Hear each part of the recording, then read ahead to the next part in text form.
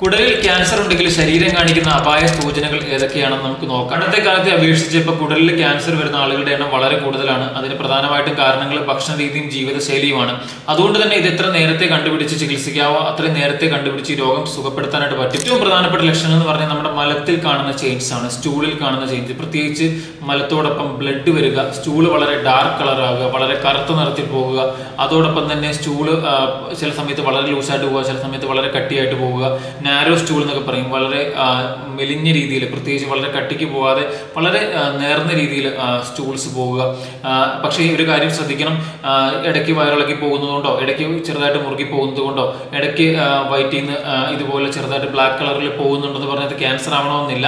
പക്ഷേ ഇങ്ങനെയുള്ള ലക്ഷണങ്ങൾ തുടരെ നിങ്ങൾ അലട്ടുന്നുണ്ടെങ്കിൽ ഒരു പക്ഷേ അത് ക്യാൻസറിന്റെ തുടക്കമാവാൻ, കുടലിലെ അഥവാ കോളൻ ക്യാൻസർ ആവാനായിട്ടുള്ള സാധ്യതയുണ്ട്. രണ്ടാമതായിട്ടുള്ളത് വയറുവേദനയാണ്. ശക്തമായിട്ട് വയറുവേദന, പ്രത്യേകിച്ച് അടിവയറ്റിലും അതുപോലെ പൊക്കിളിന് ചുറ്റുമൊക്കെ ശക്തമായിട്ട് വേദന അനുഭവപ്പെടുക, കൊളുത്തി പിടിക്കുന്നത് പോലെ വേദന. അതുപോലെ തന്നെ മലം പാസ് ചെയ്യുമ്പോഴത്തേക്കും നല്ല രീതിയിൽ വേദന അനുഭവപ്പെടുക.